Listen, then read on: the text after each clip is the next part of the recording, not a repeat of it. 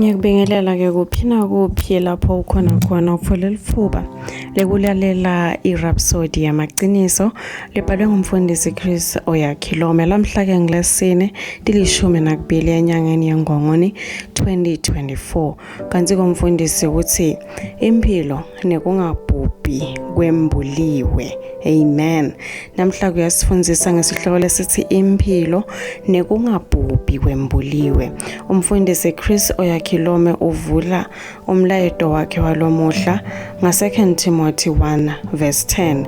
Livikela uNkulunkulu lithi kepha nyalo sewembuliwe ngekubonakalisa kwemsindisi wethu Kristu Jesu lo wachitha kufa kuphila nekungabhubhi wakuletha ekukhanyeni ngelivangeli. Amen. Lokhu ke lesikufunze kulombhalo lesivule ngawo kuyasimangalisa. Kude ke indlela lengcono yekuchaza kwendlula lelekuvele kubekwe ngayo. Lo mlayeto uconzile ukuthi Kristu sewuchithile kufa waletha kukhanya nekungabhubhi ekukhanyeni ngelivangeli. Amen. Libandla kumele libe nelwadi futhi liconze bomcoka baleliqiniso. Nyalo ke lo usewutelwe kwabusha sawuphumile ekufeni wangena ekuphileni sewusenzaweni yekungabhubhi enzaweni lede kufa. Amen. Awukujabulisi nje kuva lokho kuthi wena sewusenzaweni yekungabhubhi enzaweni lede kufa. Johane 5 verse 24 uthi ngicinisile ngithi kini lowo lova livi lami akholwe ngulo ngiphumile unekuphila lokuphakathe akayi ekwehlulweni kepha sewuphumile ekufeni wangena ephileni. Unempilo lenhle kakhulu.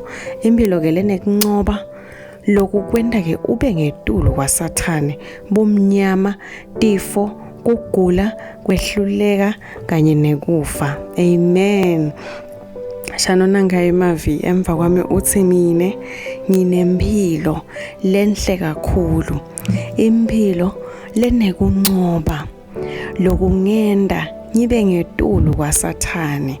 Mina ngingetulu kwaSathane bomnyama tifo kugula kwehluleka kanye nekufa. Amen. Manje nangabeke lokho kuliciniso futhi asibonge uNkulunkulu ukuthi kunyelo kuyangani ukuthi kusena labanyende ebandleni laba ndlubulunzela ke nempilo yabo futhi behlulekiswa timo tasemhlabeni sizaphu kwesela kabo lwadi kuconza leliciniso. uNkulunkulu wathi kuHosea 4 verse 6 bamvu bami bayabhujiswa ngenxa yekwesela lwadi. Bamvu bami bayabhujiswa ngenxa yekwesela lwadi. Kubuyisa ke ngcomveni kubalisa kwemhlabeleli Asafi kuthi ihlabelelo 82 verse 5 kuya ku7 lapho athi abatilufu abagcomzilufu bapfukuta ebumnyameni tonke disekelo temhlaba diyatanyatanyiswa. Ngathi kini nibonkulunkulu nini nonke ningemavodzana alosetikwa konke. Nome kunjalo niyakufa njengebamvu bonke niphele njengato tonke tikhulu. Ibihlungu ke le nasotele kwabusha uNkulunkulu ngobudelwe ngekwaNkulunkulu. Ngakho ke unempilo yaNkulunkulu. Amen. Leyo mpilo ayehlulekiswa kugula. Leyo mpilo ayihlulekiswa yini kugula. Ivikelekile ekufeni nasetifeni. Leli liqiniso futhi ungagamukeli angeke uliphile. Ungakalimukeli njalo liqiniso leli angeke uliphile. Amen. Nguloku uJesu leta ke kutosifezela kona futhi wakuphelelisa wawucetha lo msebenzi kuphi esiphambanweni angakafi kwathini wathi kuphelele. Ngalamanye amagama umsebenzi ufeziwe kufa kuncotshiwe kuphila nekungabhubhise kwembuliwe. LiBhayibheli lithi kofa kwasi Kristu nasanikele kwaba kanye kwenela ke mhlatshelo munye wetono wase uhlala ngesekudla saNkulunkulu. Lokho-ke kutholakala kubaHebheru 10 verse 12. Akabongwe uNkulunkulu. Amen. Wenda-ke kuphila nekumabhubhi kuthi kutholakale ngelivangeli wabese kuhlala ngesekudla saNkulunkulu.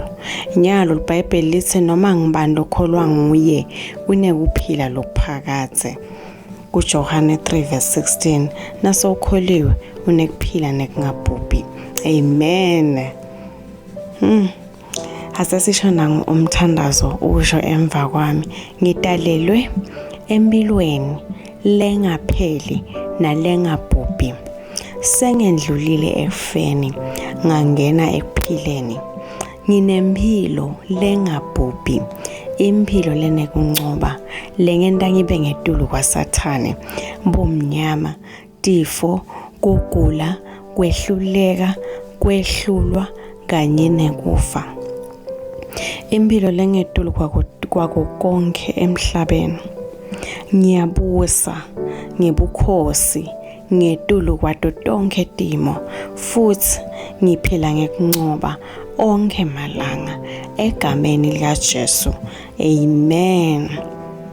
Kanti-ke kuchubeka nesifundvo salomuhla ungafunza kabanti Johane 11 verse 25 kuya 26, kuba seRoma 8 verse 10 kuya 11 na 1 Corinthians 15 kusuka ku53 uye ku57. Amen. Ngicela wadi-ke ukuthi umlayedo walamuhla weRhapsody yemagciniso ithi impilo nekungabhubhi kwembuliwe.